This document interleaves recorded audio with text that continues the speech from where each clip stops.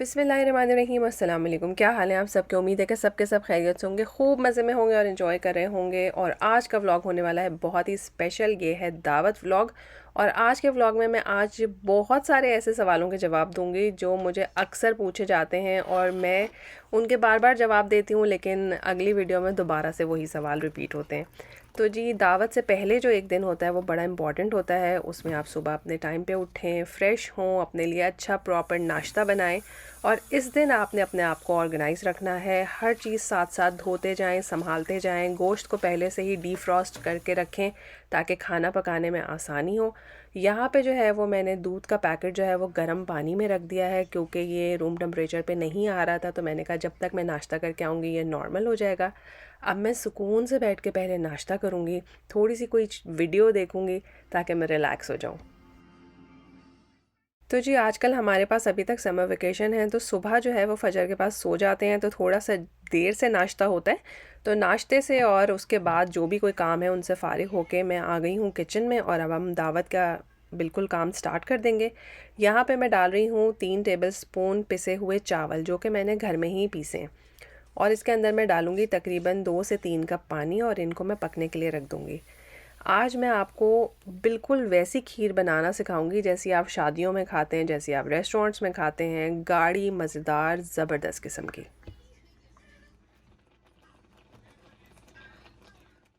ये कॉर्नर के स्लाइसेस अक्सर ही हमारे पास नहीं खाए जाते हैं ना, ऐसा होता है ना। अमूमन अम्मियों के हिस्से में आते हैं ये स्लाइसेस। तो आप ये वाले स्लाइसेस लें। और सुबह ब्राउन ब्रेड के स्लाइसेस मैंने टोस्ट करके बच्चों को दिए थे, तो उनके कॉर्नर्स भी बचे हुए थे। तो थोड़े से पानी के अंदर जो है मैंने वो कॉर्नर्स और 2 कॉर्नर के स्लाइसेस, इनको मैंने भिगो दिया है। और बस आप समझें कि हार्डली 1 से 2 मिनट के लिए मैंने भिगोया है। तो डबल रोटी अच्छी तरह से सॉफ्ट हो गई। उसको मैं चावलों में ही शामिल कर दूँगी और इसको थोड़ी देर हम पका लेंगे, ताकि चावलों की जो गर्मी है उससे डबल रोटी अच्छी तरह से मैश हो जाए। तो आपने आँच इस वक्त जो है वो मीडियम टू लो ही रखनी है जब तक वो पक रहा है। यहाँ पे मैंने थोड़े से बादाम लिए हैं और उनको क्रश कर दिया है। आप अपनी मर्ज़ी के कोई भी ड्राई फ्रूट्स ले सकते हैं, लेकिन बादाम और काजू जो है वो सबसे अच्छे रहते हैं। तो जी, ये है दूध जो अब आ गया था बिल्कुल रूम टेम्परेचर पे। इसको मैं रूम टेम्परेचर पे इसलिए लेकर आई कि अगर आप बहुत ठंडा दूध डालते हैं ना, तो उसको पकते पकते काफ़ी टाइम लगता है। तो थोड़ा गर्म दूध हो तो खीर का पकने का प्रोसेस ज़रा जल्दी हो जाता है। यहाँ पे मैंने इलायची के दाने ले लिए हैं, और टिप ये है कि इसके साथ आप डालें थोड़ी सी चीनी, तो ये बहुत अच्छे से पिस जाएंगे, खुशबू परफेक्ट देंगे, लेकिन आपके मुंह में ज़रा सा भी इलायची का ज़र्रा नहीं आएगा।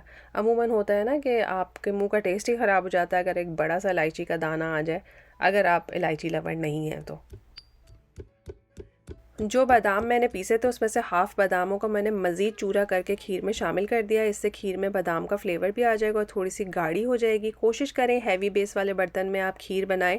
20 मिनट्स में आपकी खीर परफेक्टली तैयार हो जाएगी। हर चीज़ इसमें गल गई होगी, इसके अंदर जो है वो ब्रेड भी गल जाएगी, इसमें चावल भी बहुत अच्छे से पक जाएंगे, बादाम भी सॉफ्ट हो जाएंगे।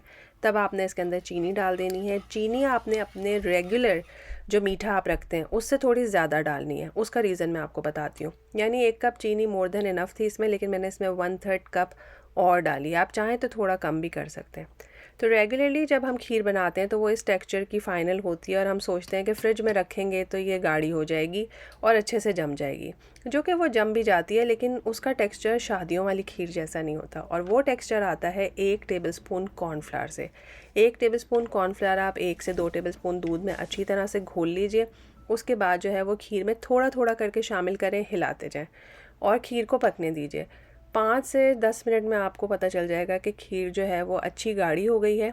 इसको आपने बहुत ज़्यादा गाढ़ा नहीं करना, ठंडी होके भी ये अच्छी खासी गाढ़ी हो जाएगी। तो इसके अंदर जो है वो आप अर्के गुलाब या केवड़ा एसेंस डाल सकते हैं, ऑप्शनल है, उससे बहुत अच्छी खुशबू आती है। 1 टीस्पून आप बिल्कुल चूल्हा बंद होने के बाद डाल दें। आप इसे ठंडा होने के लिए रख दें।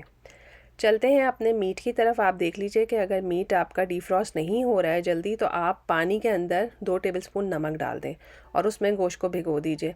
तो आप देखेंगे कि मिनटों सेकंडों में जो है वो पूरा मीट डिफ्रॉस्ट हो गया है।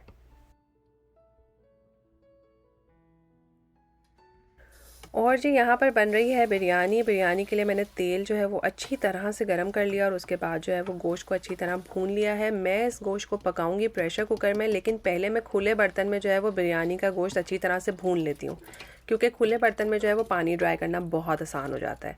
उसके बाद जो है इसके अंदर टमाटर और दही और सारे मसाले डालने के बाद जो है वो मैं इसको प्रेशर कुक करूँगी उस वक्त तक जब कि गोश्त अच्छी तरह से गल ना जाए।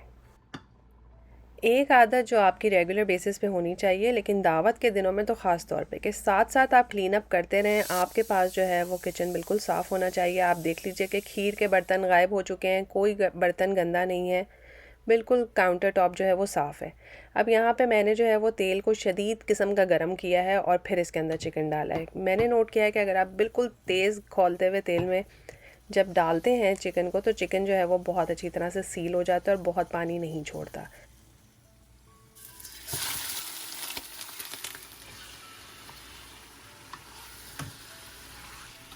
इसके बाद जो आपको मैं एक टिप बताती हूँ वो ये कि जो भी आप सालन बना रहे हैं उसके लिए चमचे सेपरेट रखें और उनको सेपरेट जगह पे रखें ताकि ये मिक्स ना हो। बीफ या मीट का चम्मच अलग होना चाहिए, चिकन का चम्मच अलग होना चाहिए। कोई मीठा पका रहे हैं तो उसका चम्मच बिल्कुल सेपरेट होना चाहिए।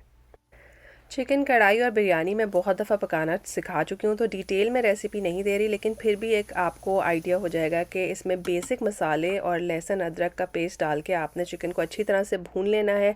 उसके बाद जो है वो उसके अंदर टोमेटो पेस्ट और टोमेटो डालने हैं। टमाटर जो है वो अगर लाल हो तो बहुत अच्छी बात है, मेरे पास बहुत लाल नहीं थे तो इसलिए मैं टोमेटो पेस्ट डाल रही हूँ।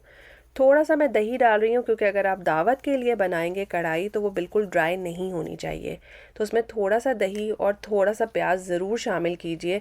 उससे एक मसाला बनता है और लोगों के लिए कढ़ाई खानी आसान हो जाती है, वरना सिर्फ बोटियाँ बोटियाँ होती हैं तो वो खाना मुश्किल होता है। तो यहाँ पे आप देखिए कि हमारा जो है वो बिरयानी का गोश्त भी बिल्कुल परफेक्टली गल गया है।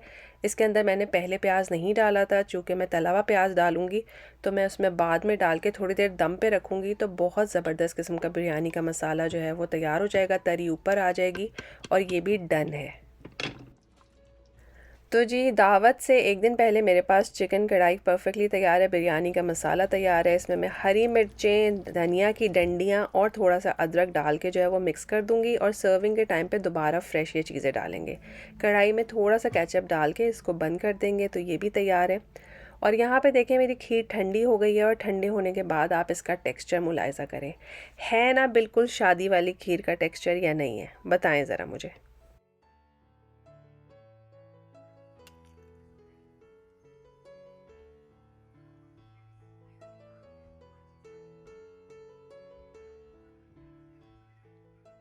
और जी ये खीर मेरी ऑल टाइम फेवरेट बन गई है। यकीन माने इसका टेस्ट इतना अच्छा है, अगर मेरे पास मिट्टी का कोई बर्तन होता, कूंडा या छोटी वाली वो जो कटोरियाँ होती हैं, तो मैं डेफ़िनेटली उसमें उसको जमाती।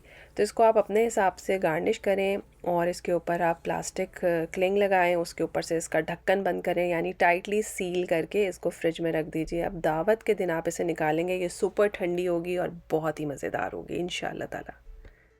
और जी अभी बजे हैं 4, बल्कि 4 भी नहीं बजे और मेरा काम ख़त्म है। मैंने माश की दाल को अच्छी तरह से धो के भिगो दिया है और इसको मैं पकाऊंगी कल, यानी कि दावत वाले दिन, और आपसे अब मैं मिलूंगी दावत के दिन।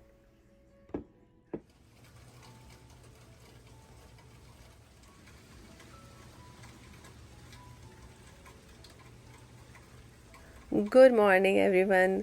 आज आ गया है दावत का दिन और आपने देखा कितना अच्छा मौसम हो रहा है। यहाँ पे मैंने दाल उबलने के लिए रख दी है। अभी है सुबह सुबह का टाइम, हमारे घर में कोई भी नहीं उठा है। दाल को मैं खुले बर्तन में रखूँगी। 2 गिलास पानी डाल के मैंने 1 गिलास दाल को उबलने के लिए रख दिया है। इस पर जो झाग आ रही है उसको आप साथ साथ जो है वो उतारते जाएँ ताकि जो है वो दाल आराम से उबल सके। खुले बर्तन में उबालेंगे तो चीज़ें ज़रा आसानी से हो जाएंगी। यहाँ पे है टमाटर, प्याज और जिंजर गार्लिक पेस्ट। आप चाहें तो इस स्टेज पे 2 प्याज को अच्छी तरह से फ्राई कर सकते हैं। मेरे पास फ्राइड प्याज है तो मैं उसको एक साथ ही डाल रही हूँ। तो यहाँ पे मसाले को अच्छे से भून लेंगे। नमक, मिर्च, ज़ीरा, धनिया पाउडर, हल्दी और कुटी हुई लाल मिर्च बेसिक मसाले हैं। और ये कड़ी पत्ता आपको याद है, ये मैंने जो है वो आपके साथ ही फ्रीज़र में स्टोर किया था। तो थोड़े से कड़ी पत्ते डालेंगे और इस मसाले को जो है वो भूनेंगे। यहाँ पे आप इसमें थोड़ा सा पानी शामिल कर सकते हैं। मैं जो हूँ वही पानी इस्तेमाल करूँगी जो दाल उबलने में इस्तेमाल हो रहा है। तो ज़रा दाल का थोड़ा सा फ्लेवर भी आता रहेगा। बहुत सारे लोग जो हैं वो दाल को खुले पानी में उबालते हैं और उसके बाद उसका पानी डिस्कार्ड कर देते हैं जैसे ही दाल गल जाती है, मगर मैं आपको रिकमेंड करूँगी आप उतना ही पानी डालें जिसमें दाल अच्छी तरह से गल जाए और पानी भी अब्ज़ॉर्ब हो जाए। इसमें मैंने डाल दिया है टोमेटो पेस्ट 1 टेबलस्पून, इससे अच्छा सा रंग आ जाता है। 4-5 हरी मिर्चें डाल दीजिए, बस उन्हें काटिएगा मत ताकि हरी मिर्चें अपनी खुशबू दें, बहुत ज़्यादा तेज़ी ना आ जाए इसके अंदर। तो मसाला भुन रहा है और यहाँ पे देख लीजिए थोड़ी देर मैंने ढक के दाल को पकाया और दाल जो है वो गल गई है। कुछ दाने जो हैं वो हाथ लगाने से फ़ौरन टूट रहे हैं और कुछ दाने जो हैं वो ज़रा ज़ोर लगाने से टूट रहे हैं। तो फ़िक्र मत करें, ये जो है अभी और पकेगी मसाले के साथ तो ये बहुत अच्छे से गल जाएगी। और यहाँ पे आप मसाले की सिचुएशन देख लीजिए, मसाला कम से कम 15 से 20 मिनट आपने भूनना है, कभी धीमी आंच पे कभी मीडियम आंच पे। जब उसकी ये स्टेज आ जाए जैसे एक हलवे जैसी कंसिस्टेंसी होती है कि वो पतीली को छोड़ रहा है और लग नहीं रहा उसके साथ, तो बस वो तैयार है, उसमें आपने दाल डाल देनी है। दाल को अब हम 10 से 15 मिनट मीडियम फ्लेम पे जो है वो पकाएंगे ताकि मसाला अच्छी तरह से उसके अंदर रच बस जाए और आपको साइड में से जो है वो ऑयल निकलता हुआ नज़र आए। मैंने इसके अंदर बहुत ज़्यादा ऑयल नहीं डाला था क्योंकि मैं दाल को बाद में भी बघाड़ना चाहती हूँ। तो आप चाहें तो इसको 1 कप ऑयल में पका सकते हैं तो फटाफट आपको साइड में ऑयल नज़र आने लगेगा, लेकिन मैंने इसको हाफ़ कप ऑयल में पकाया है और बाकी जो है वो मैं बघार में इसके ऊपर से डालूँगी। ठीक है, तो आपकी चॉइस है जैसे आप इसके साथ करना चाहते हैं। तो उम्मीद है कि ये दाल की रेसिपी भी आपको बहुत पसंद आई होगी। और जी हमारी नेक्स्ट डिश जो है वो बहुत ही बजट फ्रेंडली है मगर देखने में बहुत रॉयल लगती है और वो है कोफ्ते। लास्ट व्लॉग में मैंने कोफ्ते बनाए थे, बहुत से लोगों ने कहा था आपने रेसिपी शेयर नहीं की। मैंने बहुत डिटेल रेसिपी शेयर की हुई है, उसका लिंक मैं डिस्क्रिप्शन में दे दूँगी। यहाँ पे मैं आपको थोड़ा सा ओवरव्यू दे रही हूँ।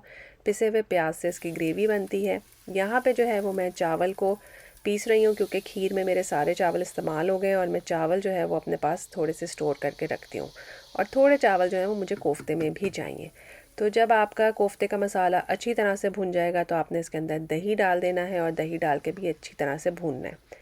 दाल जो हमने पहले बनाई और कोफ्ते जो हम अब बना रहे हैं, इन दोनों रेसिपीज़ में सबसे इम्पॉर्टेंट चीज़ इसका मसाला है। अगर मसाले की अच्छी से भुनाई नहीं होगी, वो बहुत अच्छा खुशबूदार नहीं होगा तो आपका सालन भी अच्छा नहीं होगा। और यहाँ पे मैं इसमें थोड़ा सा कोरमा मसाला डाल रही हूँ। वैसे तो मैंने इसमें सारे घर के मसाले डाले हैं, लेकिन मैं ग्रेवी के अंदर जो है वो थोड़ा सा कोरमा मसाला डालूँगी। और आप देख लीजिए मसाला कितना अच्छा भुन गया है कि आप चम्मच मार रहे हैं तो वो सेपरेट हो रहा है, बिल्कुल हलवे की तरह भुना हुआ मसाला है। तो जी मीडियम और लो फ्लेम पे रख के मसाले को भूनें, अच्छा मसाला भुन जाए उसके अंदर आपने गर्म पानी डालना है। हमेशा गर्म पानी डाला करें पकते हुए सालन में, उससे उसका कलर भी बरकरार रहता है और मुझे लगता है कि जायका भी अच्छा होता है। और जी ये है सफ़ेदी, ब्रेड क्रम्ब, बेसन और चावल का आटा। इन चीज़ों को लोग इस्तेमाल करते हैं बाइंडिंग के लिए और इसमें से कोई एक चीज़ भी आप इस्तेमाल करें तो कोफ्ते बहुत अच्छे से बाइंड हो जाते हैं। लेकिन आज के कोफ्तों में अच्छी बात यह है कि मैं इसमें चारों चीज़ इस्तेमाल करूँगी। तो बड़ा प्याज था तो मैंने हाफ़ प्याज लिया है, तो आप समझ लीजिए कि आपने मीडियम साइज़ का प्याज लिया है, 3 से 4 हरी मिर्चें ली हैं और उसको आपने पीस लिया है। फ्रेश प्याज भी जाएगा इसमें और थोड़ा सा ब्राउन भी। कीमे को जो है वो मैंने अच्छी तरह से धो के सुखा के फ्रिज में रख दिया था ताकि वो मज़ीद ड्राई हो जाए। उसमें सारे मसाले शामिल किए हैं। अब इसके अंदर मैं चारों बाइंडिंग एजेंट डाल रही हूँ। आप सिर्फ एक भी डालेंगे ना तो भी कोफ्ते नहीं टूटेंगे, लेकिन मैं इसमें चारों डाल रही हूँ क्योंकि दावत है और मुझे लग रहा था डर के कोफ्ते खुल ना जाएं। लेकिन अल्हम्दुलिल्लाह अल्हम्दुलिल्लाह बहुत परफेक्ट रिज़ल्ट था। बहुत जूसी, मॉइस्ट, मज़ेदार किस्म के कोफ्ते थे और आप देख लीजिए कि कितना अच्छा स्मूथ जो है वो इसका पेस्ट बन गया है। और एक और टिप, साथ साथ अपनी मशीनों को भी साफ़ करते रहें। ऐसा ना करें कि दावत के बाद हम इनकी सफाई करेंगे, नहीं, इनको अच्छे से साफ़ करें और जहाँ इनकी जगह है वहाँ उनको उसी वक्त पहुँचा दें ताकि बाद में आपके लिए इतना ज़्यादा काम हो ही नहीं। और एक और टिप ये है कि कोफ्तों के जो हैं वो छोटे छोटे पोर्शंस बना के आप पहले रख लीजिए ताकि आपको आइडिया हो जाए कि आपके पास कितने कोफ्ते तैयार होने वाले हैं। वैसे 1 किलो में लोग 40 कोफ्ते भी बना लेते हैं, लेकिन मुझे ऐसा लगता है कि 25 से 26 कोफ्ते अच्छे साइज़ के होते हैं, देखने में भी अच्छे लगते हैं। तो उतने ही पकाए जाएं तो अच्छा है। लेकिन आप छोटे कोफ्ते बनाएं तो 1 किलो में आप तकरीबन 40 कोफ्ते भी बना सकते हैं। तो बस जी, हमने कोफ्ते तैयार कर लिए हैं और उसको अपनी ग्रेवी में डाल दिया है, जो कि पिछले 20 मिनट से पक रही थी। तो इस शोरबे के अंदर कोफ्ते डाल के इसको हमने बिल्कुल मीडियम आंच पे छोड़ देना है। इसको टच नहीं करना है, इसको हिलाना नहीं है। और 20 से 25 मिनट बाद आप इसे देखेंगे और इस तरह से देगची को हिलाएंगे तो कोफ्ते परफेक्टली तैयार होंगे। तो बस जी, अब देखिए कि वो टाइम हुआ है कि सारे लोग उठना शुरू हुए हैं और हमारा हो रहा है नाश्ता। तो अल्हम्दुलिल्लाह कोफ्ते परफेक्टली तैयार हो गए। बाय द टाइम मैं नाश्ता करके आई तो उसकी तरी ऊपर आ गई हुई थी, बिल्कुल टेंडर हो गए थे, बहुत अच्छे से गल गए थे। तो यहाँ पे जो है वो मैंने लिया है 2 कप पानी और उसके अंदर 1 कप भर के जो है वो मैंने चीनी डाल दी है। और ये कप मैं आपको दिखाना चाह रही थी कि बहुत अच्छा कप है कि ये देखें कितने अच्छे से जो है वो बंद हो जाता है और जगह भी कम लेता है। तो अगर आपको इस तरह के सिलिकॉन के कप्स मिलें तो ये मेजरिंग कप बहुत अच्छे हैं। यहाँ पे जो है वो चावल हैं जो बॉईल हो रहे हैं और इस चीनी के शीरे के अंदर जो है वो मैंने डाल दिया है थोड़ा सा ऑरेंज फूड कलर। अब आप कहेंगे कि ये क्या बना रही हैं भाई, मीठा तो मैं कल बना चुकी थी, मगर मेरे मियाँ ने कहीं मेरा व्लॉग देखा और कहने लगे तुम उसमें कह रही थी कि ज़र्दा पकाना तो बहुत आसान है, तो क्यों ना तुम ज़र्दा भी पका लो। मैंने कहा अच्छा। तो वाकई ज़र्दा पकाना आसान होता है। मैंने चावल भिगो के रखे, बिरयानी के चावल के साथ ही मैंने इन चावलों को भी भिगो दिया था। इन्हें बॉईल किया, साथ में शीरा बनाया, शीरा बन गया है। तो बेसिकली जब जैसे ही चीनी घुली आपने चूल्हा बंद कर दिया, उसमें 1 टेबलस्पून भर के मैंने घी डाल दिया। आप चाहें तो मक्खन भी डाल सकते हैं। और यहाँ पे राइस कुकर में मैंने डाले हैं चावल, उबले हुए चावल हैं, ये सेला चावल हैं, मुकम्मल तौर पे गल गए हैं। और इनके ऊपर मैं डाल रही हूँ ये चीनी वाला शीरा और अब मैं इसको ढक के राइस कुकर ऑन कर दूँगी। नट्स आप अपनी चॉइस के डालें। 5 से 10 मिनट बाद आप देखेंगे तो पानी काफ़ी कम हो जाएगा, उस वक्त आप इसको थोड़ा मिक्स कर लीजिए। थोड़ी देर में जो है जब राइस कुकर ऑफ़ होगा तो ख़ुद ब खुद आपका ज़र्दा भी तैयार हो जाएगा। इसकी डिटेल रेसिपी है मेरे चैनल पे, मैं लिंक डिस्क्रिप्शन में दे दूँगी। और साथ साथ जो है वो बर्तन धो के जो है वो साफ़ करते जाइए। ज़र्दा मेरा दम पे है और साथ में मैंने दोनों देगचियाँ जो हैं वो धो के चूल्हे पे रख दी हैं। इससे ये होगा कि इनका पानी जल्दी ड्राई हो जाएगा और मैं इनको इनकी जगह पे पहुंचा दूंगी।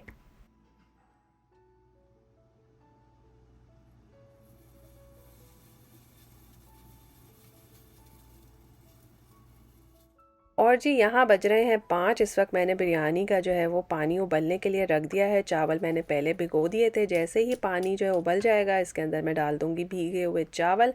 वहाँ मेरा ज़र्दा भी डन है और यहाँ पे मेरे बिरयानी के चावल अच्छी तरह से उबल गए हैं।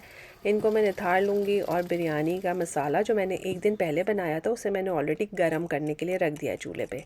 यहाँ दही के अंदर मैंने डाला है बिरयानी मसाला और चाट मसाला और गरम मसाला और थोड़ा सा फूड कलर। मुझे कुछ दिन पहले एक मैसेज आया था कि आपके बिरयानी के चावलों का कलर जो है वो वाइट कैसे होता है, हमारा तो पूरा का पूरा येलो हो जाता है। तो देखें आपने ये मसाला बनाया, इसमें जो थोड़ा सा घी ऊपर आ गया था बिरयानी मसाले के, वो भी उसी दही वाले मसाले में मैंने शामिल कर दिया। इस तरह से आपको बिरयानी के चावलों पे सेपरेटली कोई और तेल या घी नहीं डालना पड़ता। अब देखें मैंने लेयर लगाई चावल की, उसमें मसाला पूरा डाल दिया, फिर थोड़े से चावल लगाए और उसके ऊपर जो है मैंने ये दही वाला मसाला लगाया। बिरयानी का असल काम ही यही है कि आप पहला चम्मच लें तो उसमें से अच्छी सी खुशबू आए और ज़बरदस्त किस्म का टेस्ट आए, और इस दही से आता है वो टेस्ट। और ऊपर से मैंने डाल दिया है मज़ीद फूड कलर पाउडर, बस मैंने छिड़क दिया है। बिरयानी का गेम ही उसका कलर है, अगर उसका कलर खूबसूरत हो तो बिरयानी बहुत टेम्पटिंग लगती है। तो जी कलर जो है वो मैंने उस लेयर में लगाया और फर्स्ट लेयर में आप देख लें कि कोई भी कलर नहीं डाला। कभी कभी मैं डाल भी देती हूँ लेकिन अभी नहीं डाला। इसके ऊपर मैंने ब्राउन प्याज डाला है, थोड़ा सा घी जो है वो मैं 2-3 जगह पे डाल रही हूँ, आप बटर भी डाल सकते हैं। थोड़ा सा दूध है वो मैं ऊपर मॉइस्ट रखने के लिए इसको डालूँगी ताकि बिरयानी दम में अच्छी तरह से स्टीम में कुक हो जाए। और एंड में मैं इसके ऊपर डालूँगी थोड़ा सा केवड़ा एसेंस। केवड़ा एसेंस ऐसा एसेंस है जिससे जैसे ही दम खुलेगा ना बिरयानी का तो सबको पता चलेगा कि बिरयानी पकी है। फॉइल की 2 शीट्स के बीच में थोड़ा सा पानी लगा दें, इस तरह से गैप नहीं रहता और फॉइल जो है वो बहुत अच्छे से आपस में चिपक जाती है। ये देख लीजिए कोई गैप नहीं है, लगता है कि 2 शीट्स हैं, है ना अच्छी टिप।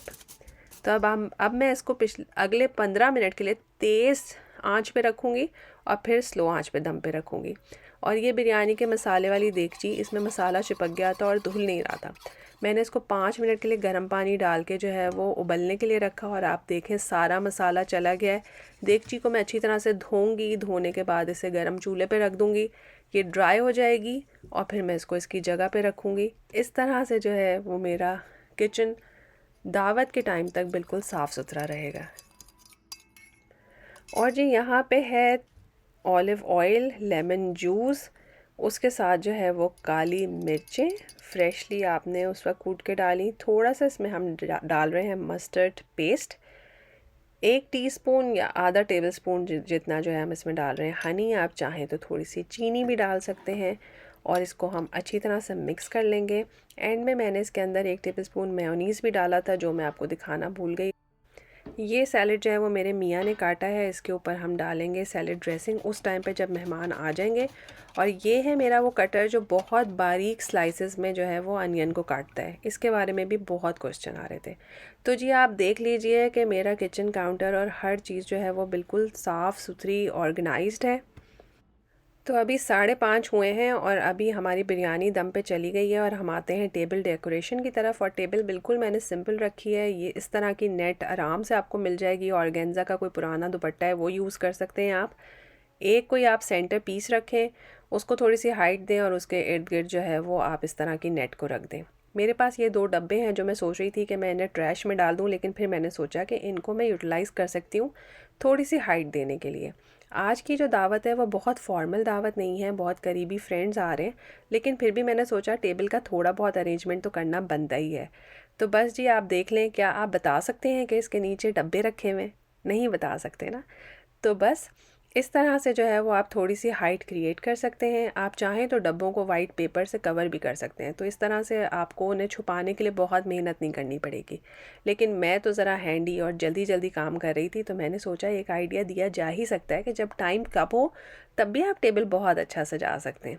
सारे बर्तन जो हैं वो पहले से निकाल के ऑर्गेनाइज़ करके रख लें, ताकि आपको पता हो कि आपने किस डिश में क्या सर्व करना है और उसको आपने कहाँ प्लेस करना है। तो ये देख लीजिए कि आपके पास एक जनरल सा लुक है अपनी टेबल का। और इसको जो है वो मैंने मज़ीद डेकोरेट करने के लिए इसमें बस एक वाइन है, प्लेन पत्ते हैं, इसमें कोई फूल नहीं है, कुछ नहीं है, लेकिन आप देखें कि वाइट के साथ उस ग्रीन कलर ने जो है वो कितना अच्छा इफ़ेक्ट दिया है।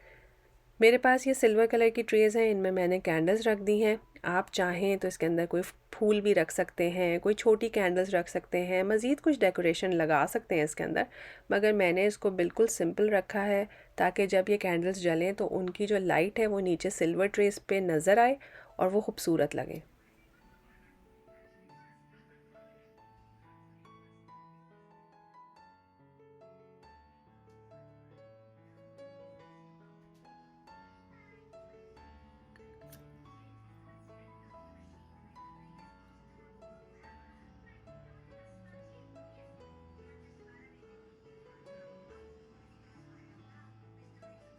और जी अभी 7 ही बजे हैं। मैंने सारे घर की क्लीनिंग और सब कुछ जो है वो सुबह में ही कर ली थी। तो अब जो कैंडल्स जलानी है आपने वो जलाएं, तैयार हों और आराम से रिलैक्स होकर मेहमानों का इंतज़ार करें। हमेशा ख़ुद अच्छी तरह से तैयार हों, ऐसा ना हो कि जब मेहमान आ रहे हैं तो आपका हुलिया बहुत ख़राब है।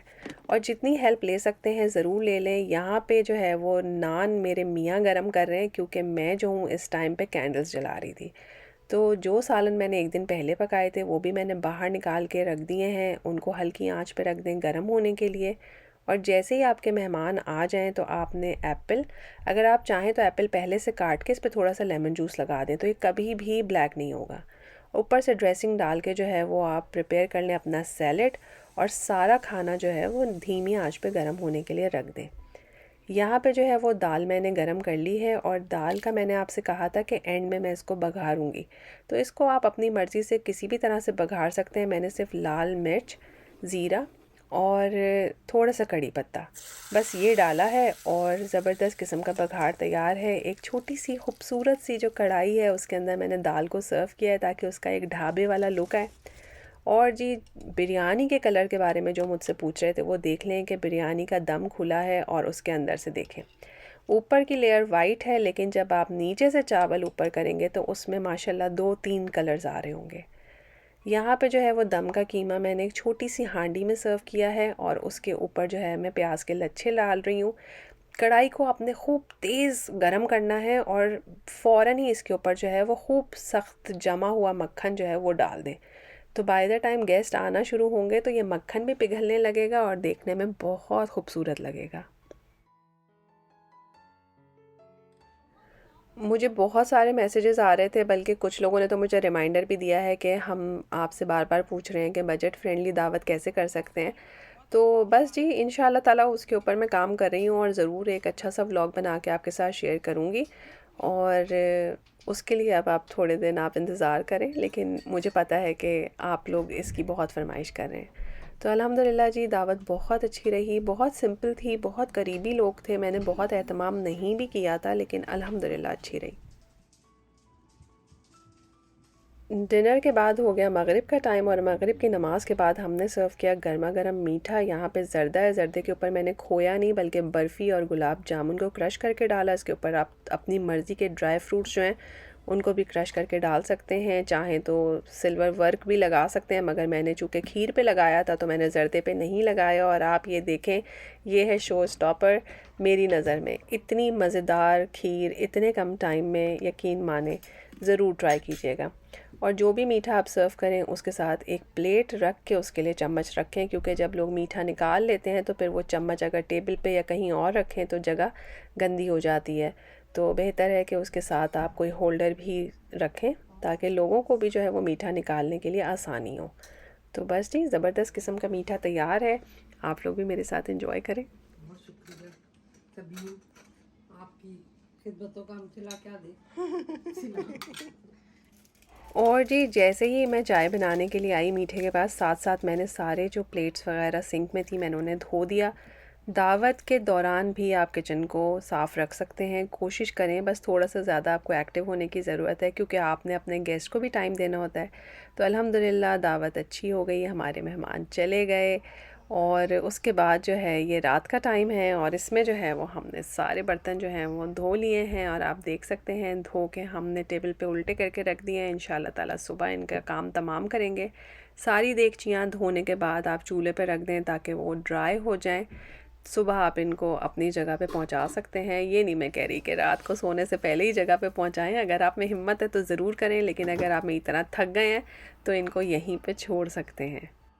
और जी, आप अच्छी तरह से किचन काउंटर टॉप और सिंक वगैरह को डिटॉल से, थोड़े से डिश वॉश लिक्विड से स्प्रे करके साफ़ करके जाएं ताकि सुबह जब आप उठ के नाश्ता करने के लिए आएँ तो आपका किचन जो है वो चमचम कर रहा हो।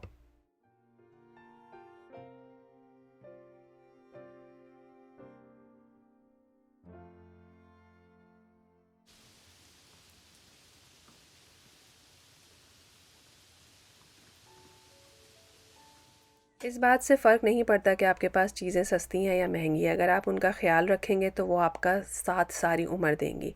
तो हर दावत के बाद अपने बर्तनों को अच्छी तरह से पोंछ के साफ़ करके संभाल लीजिए ताकि नेक्स्ट दावत में जब आप इन्हें इस्तेमाल करें तो ये चमचमाते हुए कबर्ड से बाहर निकलें। छोटे छोटे हाथों को अपना हेल्पर बनाएं, अपने बच्चों को इन कामों में अपने साथ लगाएं, इस तरह से उन्हें भी पता चलेगा कि ये काम किस तरह से करने हैं। तो अल्हम्दुलिल्लाह माशाल्लाह ये कटलरी सेट 18 साल पुराना है और सिर्फ 10 दिरहम का मैंने ख़रीदा था। बेशक अब इसकी चमक जो है वो 70-75% ही रह गई है, लेकिन बहुत खूबसूरत ये अभी भी लगता है। हर दावत के बाद हम इसी तरह से इसको पोंछ के साफ़ करके प्लास्टिक बैग में बंद करके रखते हैं तो नेक्स्ट दावत के लिए ये परफेक्टली तैयार बाहर निकलता है। तो अल्लाह ताला आपको आसानियाँ दे और आपके पास जो कुछ है उसमें बरकत दे। फिर मिलेंगे एक नए मज़ेदार से व्लॉग में, तब तक के लिए अल्लाह हाफ़िज़।